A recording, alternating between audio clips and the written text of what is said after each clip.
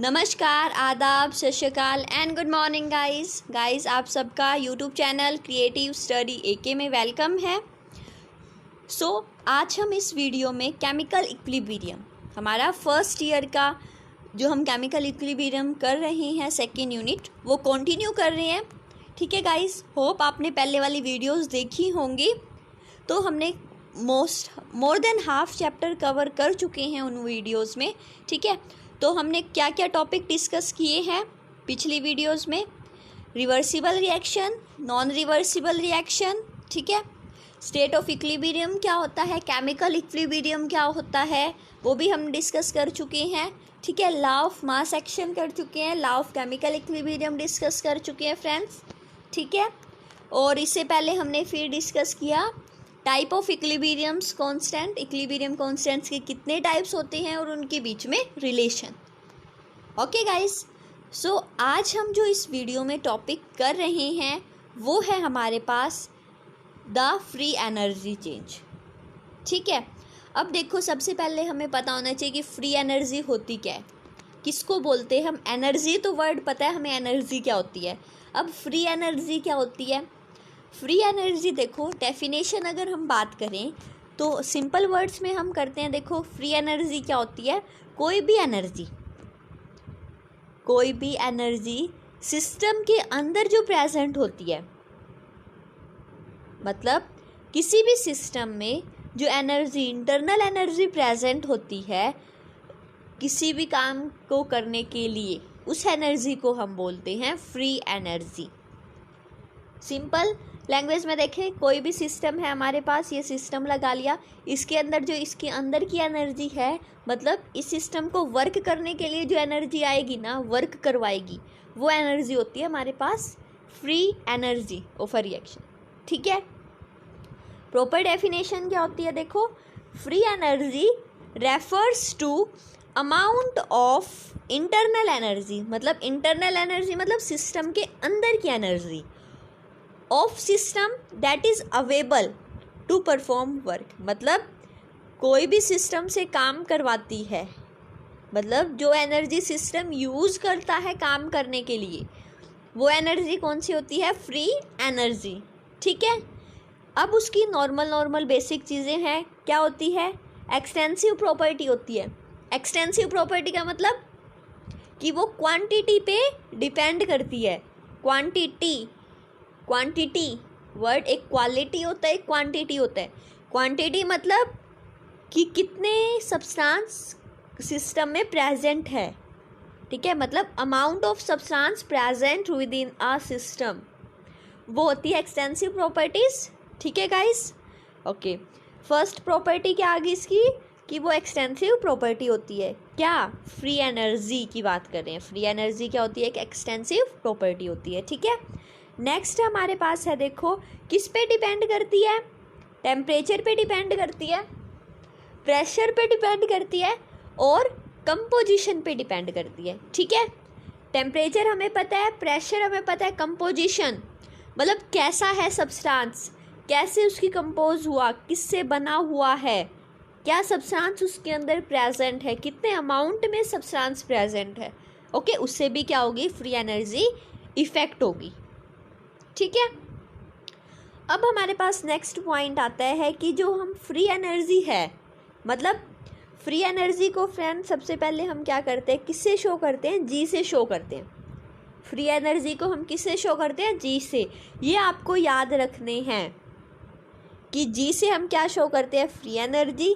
H से क्या show करते हैं वो भी पता होना चाहिए, एस से क्या शो करते हैं वो भी पता होना चाहिए।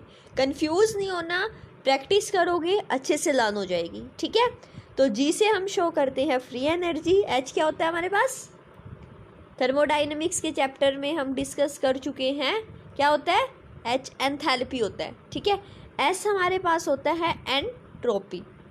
ठीक है, अभी इसमें मत उलझो, क्या कर रहे हैं हम, फ्री एनर्जी डिस्कस कर रहे हैं। तो देखो जी, फ्री एनर्जी किससे शो करते हैं हम, जी से। अब ये बोलता है कि हम एब्सोल्यूट वैल्यू फाइंड आउट नहीं कर सकते जी की, मतलब कि किसी भी सब्सटेंस में किसी भी सिस्टम में कितनी इंटरनल एनर्जी है, एग्जैक्ट वैल्यू हमें पता नहीं चलती कभी भी, ठीक है, क्योंकि जो मॉलिक्यूल्स होते हैं किसी भी सब्सटेंस में, किसी भी सिस्टम में कितना सब्सटेंस है, इन्फिनाइट होते हैं, ठीक है।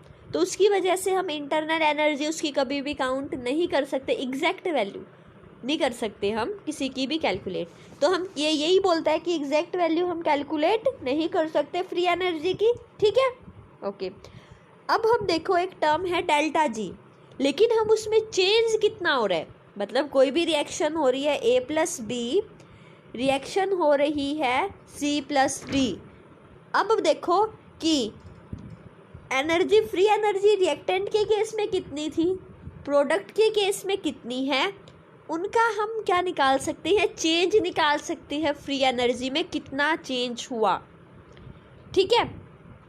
तो चेंज इन फ्री एनर्जी, क्या टर्म बोली मैंने, चेंज इन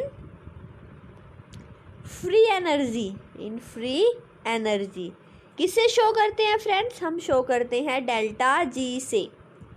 किससे करते हैं, डेल्टा जी, गॉट इट। अब देखो कैसे निकालते हैं हम चेंज को हम निकालते हैं डेल्टा जी, जो फ्री एनर्जी है प्रोडक्ट की, उसमें से माइनस करेंगे फ्री एनर्जी ऑफ रिएक्टेंट।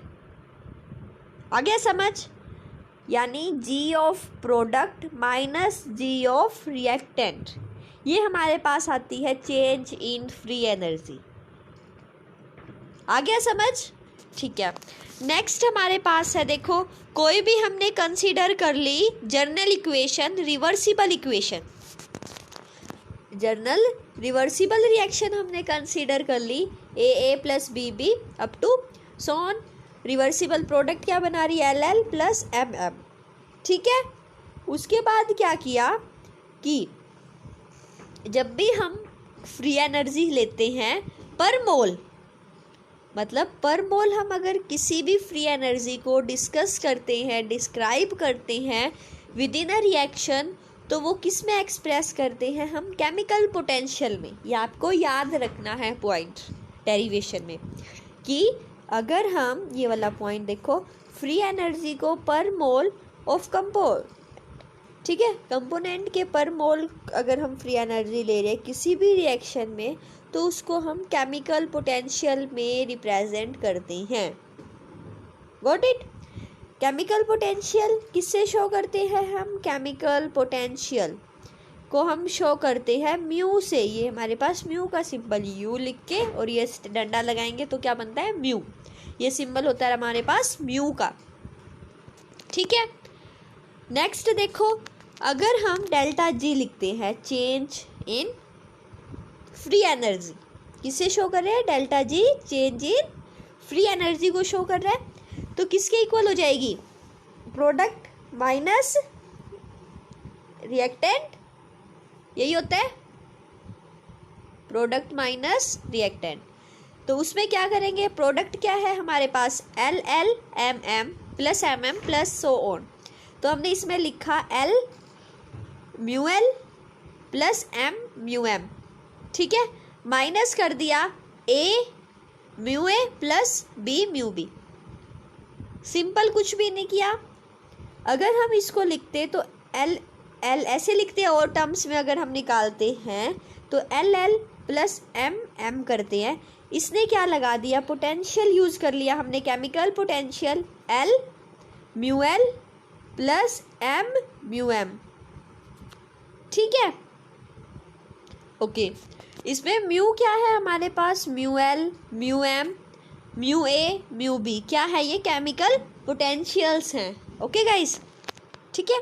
ये इक्वेशन हमें याद रखनी है, ये वाला पॉइंट मेन है कि केमिकल फ्री एनर्जी को हम किससे शो करते हैं, केमिकल पोटेंशियल से हम शो करते हैं, ठीक है। अब देखो नेक्स्ट टॉपिक इसी में आता है, हमारा एक पार्ट है केमिकल फ्री एनर्जी का पार्ट है कि standard free energy of a reaction क्या होती है, standard free energy change of a reaction. अगर हम स्टैंडर्ड को हटा दें तो फ्री एनर्जी चेंज हमने डिस्कस किया, क्या था, डेल्टा जी, ठीक है। अब हम स्टैंडर्ड की बात कर रहे हैं तो एक नोट लग जाएगा ऊपर। क्या लग जाएगा? नोट, यानी डेल्टा जी नोट क्या होता है? Standard free change of reaction. ठीक है, अब देखो क्या है, कब होता है ये कंडीशन कि हम डेल्टा जी को डेल्टा जी नोट कब लिखते हैं? जब हम रिएक्टेंट और प्रोडक्ट के सब्सटेंस, रिएक्टेंट और प्रोडक्ट को स्टैंडर्ड स्टेट में लेते हैं। ठीक है, कब लेते हैं? स्टैंडर्ड स्टेट में। अब बात आती है कि स्टैंडर्ड स्टेट होती क्या है, कैसे लेते हैं, कैसे पता चलेगा कि ये स्टैंडर्ड स्टेट में है? तो उसका सिंपल एग्जांपल है, देखो दो कंडीशन होती है स्टैंडर्ड स्टेट की। क्या कंडीशन है? टेम्परेचर। टेम्परेचर क्या लेंगे फ्रेंड्स? स्टैंडर्ड केस के अंदर स्टैंडर्ड स्टेट में हमारे पास टेम्परेचर होता है 298 केल्विन, और जो कंसंट्रेशन हम लेते हैं वो क्या होती है? 1 मोल पर लीटर। ये दो कंडीशन है स्टैंडर्ड स्टेट की। ठीक है, कोई भी रिएक्शन अगर टेम्परेचर 298 केल्विन और कंसंट्रेशन 1 मोल पर लीटर है तो उसकी फ्री एनर्जी चेंज क्या होगा? वो होगा डेल्टा जी नोट, मतलब स्टैंडर्ड फ्री एनर्जी चेंज हो जाएगा। ठीक है, अब देखो कंसंट्रेशन तो सब्सटेंस के केस में होगी। अगर गैसियस हमें दिया हो, कोई भी गैसियस सब्सटेंस हमें दिया हो तो क्या होगा? 1 एटमॉस्फेयर प्रेशर हो जाता है। कंसंट्रेशन की जगह क्या होएगा? 1 एटमॉस्फेयर प्रेशर। ओके, समझ आ गया? स्टैंडर्ड स्टेट क्या है? दोबारा देखो, स्टैंडर्ड स्टेट क्या है? अगर हम स्टैंडर्ड फ्री एनर्जी चेंज की बात करें तो क्या होता है? किसी भी रिएक्शन में रिएक्टेंट और प्रोडक्ट दोनों क्या दे रखे हो? स्टैंडर्ड स्टेट में दे रखे हो, तो वो हमारे पास क्या निकाल लेंगे हम? Standard free energy change. ठीक है, कंडीशन क्या है स्टैंडर्ड फ्री स्टेट की? स्टैंडर्ड स्टेट की कंडीशन हमारे पास है, टेम्परेचर क्या होता है? 298 केल्विन, और कंसंट्रेशन क्या होती है? 1 मोल पर लीटर। ठीक है, गैसियस के केस में क्या होता है? प्रेशर होता है, वो क्या होता है? 1 एटमॉस्फेयर। ठीक है गाइस, नेक्स्ट हमारे पास आता है कि फ्री एनर्जी। अब देखो क्या वैल्यू होएगी? डेल्टा जी नोट क्या होएगी? अब डेल्टा जी कंपेयर करके चलते हैं। डेल्टा जी हमने निकाला था, क्या होता है? G of product minus G of reactant. ठीक है, same as it is standard के केस में क्या हो जाता है? डेल्टा जी नोट से शो करेंगे। ठीक है, यहाँ क्या हो जाएगा? G naught P minus G naught R, या जी नोट आर और जो जी नोट पी क्या है? Free energy of product at standard state minus free energy of reactant at standard state. ठीक है, okay, same as it is इसने क्या show कर दिया? पोटेंशियल, केमिकल पोटेंशियल के टर्म्स में शो कर दिया। डेल्टा जी नोट रिएक्टेंट की, प्रोडक्ट की क्या थी? एल म्यू नोट हो जाएगा। केमिकल पोटेंशियल भी हम क्या करेंगे? स्टैंडर्ड स्टेट में लेंगे, तो mu naught L plus M mu naught M minus A mu naught A plus B mu naught P. ये हमारे पास क्या हो गया? Mu naught A mu naught B mu naught M and mu naught N क्या हो जाते हैं? एल, सॉरी यहाँ क्या आएगा? एल आएगा, एल और एम। ठीक है, ये क्या होते हैं? स्टैंडर्ड पोटेंशियल ले रहे हैं, स्टैंडर्ड केमिकल पोटेंशियल्स। आ गया समझ? अब देखो क्या है difference between delta G and delta G note. हमने अभी डिस्कस किया, सेम एज इट इज़ वही चीज़ें हैं। क्या है देखो, डेल्टा जी के केस में क्या होता है? रिएक्टेंट और प्रोडक्ट क्या होते हैं? स्टैंडर्ड स्टेट में होते हैं, और बट डेल्टा जी के केस में क्या हो जाएगा? एक्चुअल कंसंट्रेशन, कोई भी कंसंट्रेशन दे रखी है उसके केस में क्या होता है? डेल्टा जी हो जाते हैं रिएक्टेंट और प्रोडक्ट की। समझ आया? इसके केस में क्या होता है? कोई भी इक्विलिब्रियम क्या होता है? Does not refers to reaction occurring at equilibrium. Reaction क्या होती है? इक्विलिब्रियम के अंदर नहीं होती। ठीक है, लेकिन delta G, simple delta G वाली क्या होती है? इक्विलिब्रियम में होती है। अगर delta G is equal to 0 occur in equilibrium constant expression. ठीक है, समझ आ गया? प्रॉपर डेफिनेशन पढ़ते हैं एक बार। देखो delta G note standard free energy change. Standard free energy change क्या होता है? Delta ji not is the difference in free energy of product and reactant when all of them are taken in standard state। ठीक है, same as it is क्या होता है? Change in free energy delta G is difference in free energy of product and reactant at actual concentration. एक point ये था, ठीक है। नेक्स्ट देखो, it does not refers to reaction occurring at equilibrium, मतलब कोई भी रिएक्शन हो रही है उसमें इक्विलिब्रियम अटेन नहीं करता, ठीक है। और इस केस में क्या हो जाएगा? Delta G is equal to zero occur in equilibrium, ठीक है। इक्विलिब्रियम अगर डेल्टा जी की वैल्यू ज़ीरो हो जाती है तो इक्विलिब्रियम अटेन कर लेता है। समझ आ गई? नेक्स्ट टॉपिक इसी से रिलेटेड है, फ्री एनर्जी का। आज हम फ्रेंड्स बस फ्री एनर्जी के टॉपिक्स डिस्कस कर रहे हैं जो सिलेबस में हैं। बाकी बुक में बहुत सिलेबस दिया हुआ है लेकिन वो हमें सारा नहीं करना।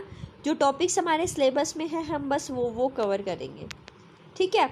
अब देखो, free energy change as a criteria of spontaneity. अब हम बात कर रहे हैं स्पॉन्टेनिटी की, ठीक है। कोई भी रिएक्शन होती है, देखो कोई भी रिएक्शन होती है वो फॉरवर्ड में भी होती है और बैकवर्ड में भी होती है, ठीक है। और क्या करती है? केमिकल स्टेट ऑफ इक्विलिब्रियम भी अटेन करती है, ठीक है। कब करती है? जब डेल्टा जी हमारे पास क्या हो जाता है? ज़ीरो हो जाता है, ओके। मतलब कोई भी रिएक्शन होगी ए प्लस बी, कोई भी एक रिवर्सिबल रिएक्शन है एल प्लस एम के साथ हो रही है, वो क्या है? फॉरवर्ड में भी जा रही है, मतलब रिएक्टेंट टू प्रोडक्ट भी बन रहा है, फिर बैकवर्ड भी हो रही है, मतलब प्रोडक्ट से दोबारा रिएक्टेंट भी बन रहा है, ठीक है। इसके बीच में रिएक्शंस होने के बीच में एक ऐसी पोजीशन भी आती है, वो बोलते हैं हम इक्विलिब्रियम। क्या बोलते हैं? इक्विलिब्रियम, ठीक है। इक्विलिब्रियम स्टेट भी क्या करती है? अटेन करती है। उसकी कंडीशन क्या होती है? कब होती है? जब delta G is equal to zero, change in free energy क्या हो जाए? ज़ीरो, यानी कांस्टेंट हो जाए, तब क्या होता है? स्टेट ऑफ इक्विलिब्रियम आती है, ठीक है, ओके। अब देखो कंडीशंस क्या है स्पॉन्टेनिटी की।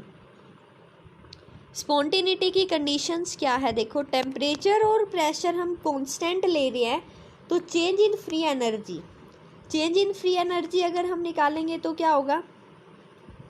Delta G is equal to G of product minus G of reactant, ठीक है। फ्री एनर्जी ऑफ प्रोडक्ट की माइनस करेंगे रिएक्टेंट, ठीक है।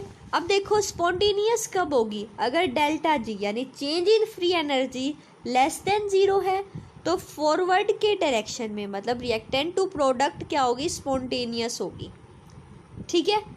अगर डेल्टा जी हमारे पास ग्रेटर है ज़ीरो से तो नॉन स्पॉन्टेनियस होगी फॉरवर्ड के केस में, बट बैकवर्ड के केस में क्या हो जाएगी? अब फॉरवर्ड में तो नॉन स्पॉन्टेनियस है, बैकवर्ड में क्या हो जाएगी? स्पॉन्टेनियस हो जाएगी, ठीक है। और डेल्टा जी हमारे पास क्या हो? ज़ीरो हो तो रिएक्शन होती है इक्विलिब्रियम में, ठीक है। कोई भी चेंज टेक प्लेस नहीं करता, कोई भी चेंज नहीं होता रिएक्शन में, वो होता है हमारे पास इक्विलिब्रियम कंडीशन। समझ आया?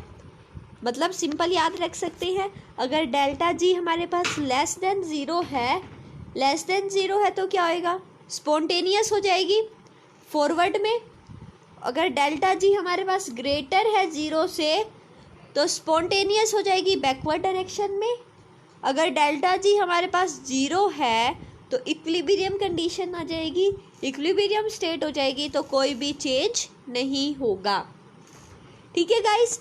आज हमने फ्री एनर्जी के सारे टॉपिक्स कवर कर लिए, नेक्स्ट हम ऐसे कंटिन्यू रखेंगे, ठीक है।